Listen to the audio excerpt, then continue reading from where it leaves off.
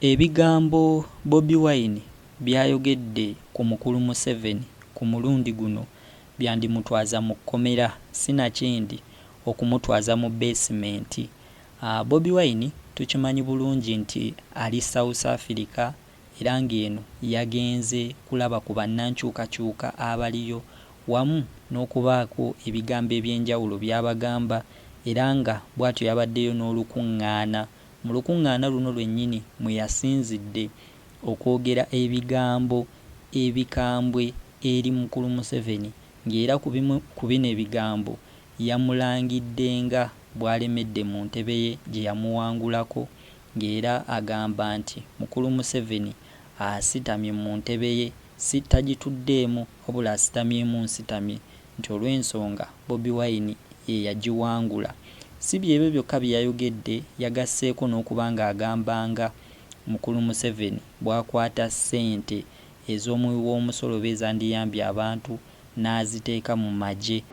So twatuka ekiseera era ekyo ekiseera tukiriko nga bamu bagamba option yokka yakwata muntu tukowanakasajja ne bagamba nedda Museveni amaze ebbanga eri lyonna nga ssente zaffe z'omumusolo azikuŋŋamunyamu yakulwanyisa kati byonna byamanyi. Naye mubatuyigiriza nti bw'obanga ekizibu kyo ng'ekyokulwanyisa ky'olina nyondo kati buli kizibu kyonna ogenda kirabanga omusumaali.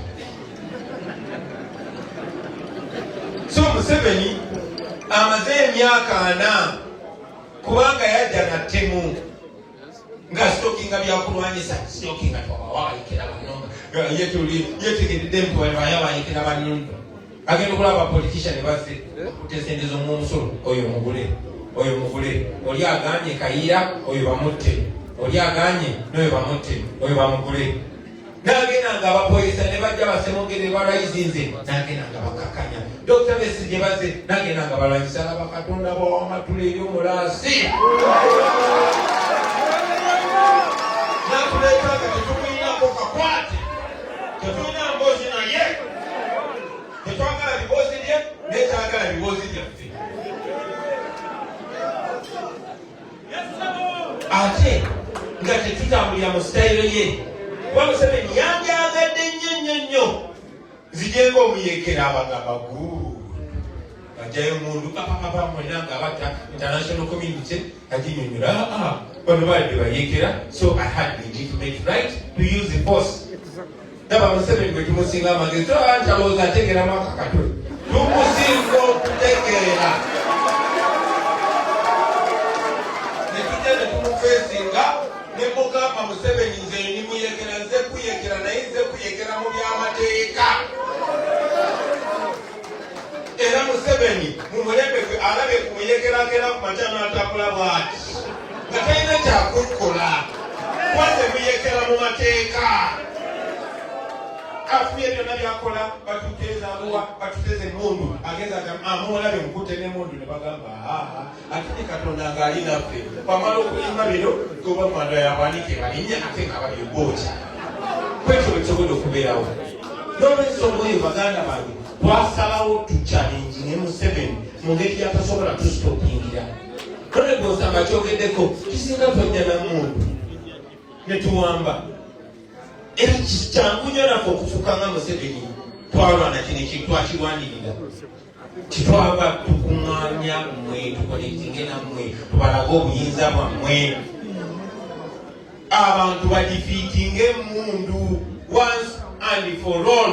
Emundu zibeere wansi w'abantu nga bwe kiri wano e South Africa nga bwe kiri mawanga gonna agakulaakulanye tuleme kuddamu mu vicious circle eyo. Ekyo kisoboka era ekyo tugenda kikola era tulimukikola. Ensonga lwaki tuli wano bantu bayo twandibadde tubasinkana Mukama naye tubasinkana mu lwatu sigambe nti bali abagala okukozesa akakuliko tubaganye tetubaganye naye ffe nga ffe tuli legitimate togolaba n'emateeka g'ensi yonna tuli protected. Togolaba Museveni ne bw'aba ayagala kuntemula ayeeyaweeya n'akola kino n'akola kiri byabadde nga smart paka kitabani kye bwe kyakuba nekijja nekitandika okwogera byonna byebalabatiza. So ensonga gyenjagala okanyumira baganda olinda kyo sharinga message twasalawo tukozese amateeka buli myaka 5 wabeerangawo kulonda naye nga tugenda okutuuka mu kulonda nga Museveni yasabatizedde abantu yabuuka mu 2016 15 n'agamba waliwo ba artist ate ba artist bo balina influence n'abakuŋŋanya bayimbi bannaffe bonna wawadde 10 wawadde 2 wawadde 3 wawadde 5 paka batuuka ku Bobi Wine teyagala mmeka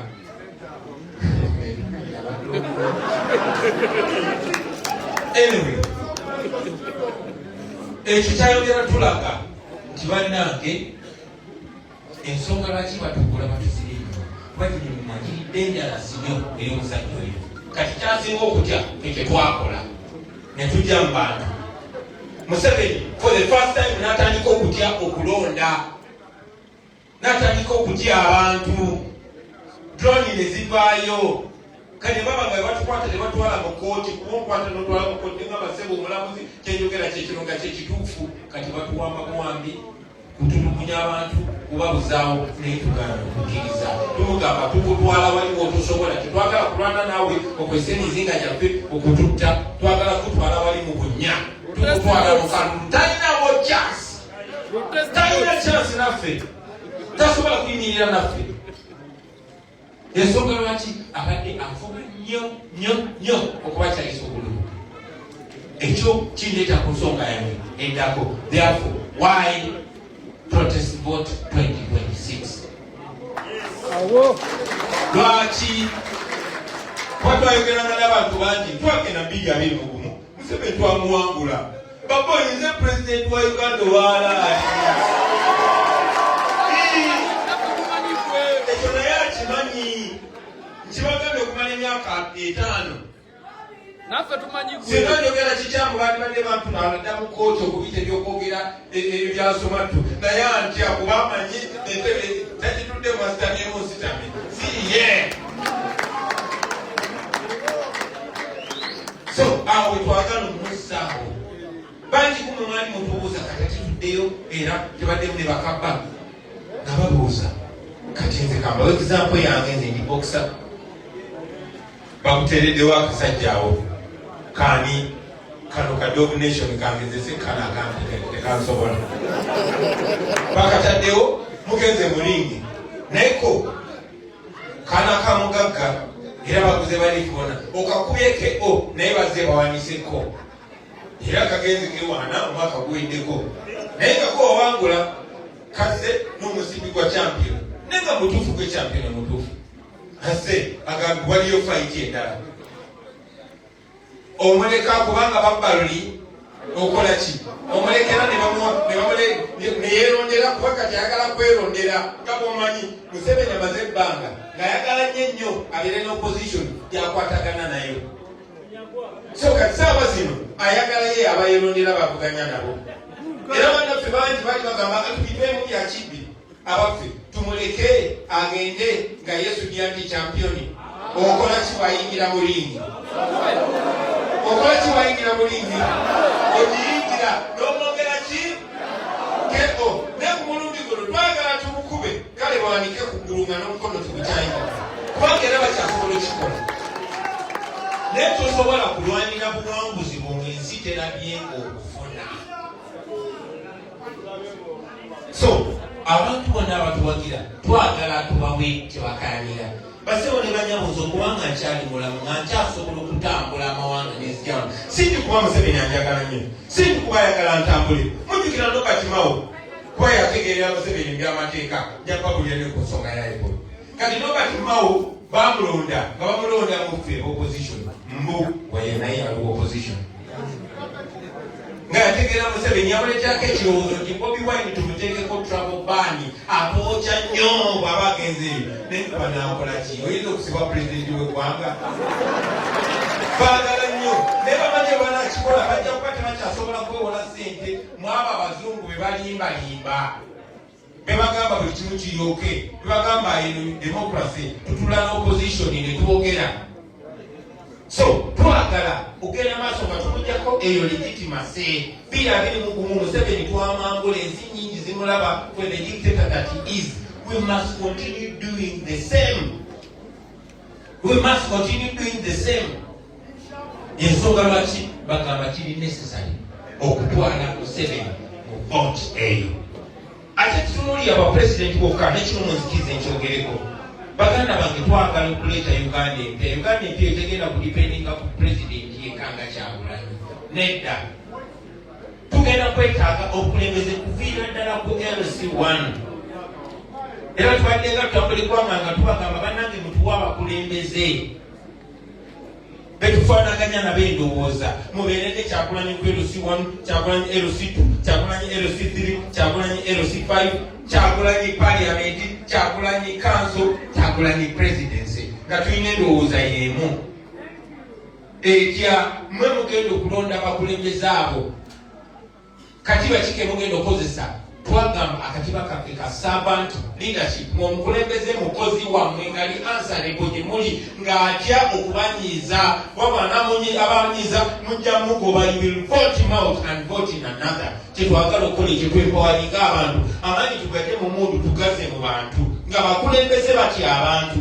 Naye kati ababatya mugenda bakola kibajja kujjayo kyagaza. But we want to bring a situation where you can vote out the idiot. Ekyo twagala mu kikole ng'abantu. Yensonga lwaki tugenda mu kalulu kano ku overhaulinga ggwanga. Tumanyi Museveni gasobola okukola. Tumanyi byayagala okukola. Ne mu sisitimu eno gye tulwanyisa mwe twasobolera okuleeta Nalukoola wakati mu bugubi. Ng'emmamba zipakinze mu polling station. Naye amaanyi g'abantu ne galemerako twali tusobola okubireka. Ne tugamba olaba baba tubya kibbi. Olaba Nalukoola bakuba Nalukoola oyo. Twali bade tusobola okubivaako naye ne tulemerako kati ennemereko gye twagala emputu eyo ng'esinga n'eyawaayiswa mu fumbiro. Twagala tukikole bwekyo at all levels. Baganda bange kyekitwala mu kubeera. Ate nga kisoboka. Tugende mu kalulu ako tukawangule tukyuse ensi yaffe. Naye ogenda mu kalulu ako era tulina okweteekateeka. Yes, nze maze obagamba nti bannange bwe muba mukyayinalo nange nyinalo nja kubakulemberawo. Era nyina essuubi tina bakulembeza abalala bano bansamba Banalukoola ne baani nabo banaavaayo ne beesoolawo. Abantu bewaabwe banaaba bakkiriza fasobola nga balaga ffe abakulembera NUP yeyo omutuufu bwe muwa tiketi atukiikirire. Fine. Then ate tugende eri mu bantu bonna. Naye mwe muyina nkola ki? Ffe tulina nkola ki ng'abantu? Kati nga ndi wano South Africa munzikirize n'ekino kibasabe. Number one nga tetunakola kintu kyonna nsaba tu understanding omulamwa.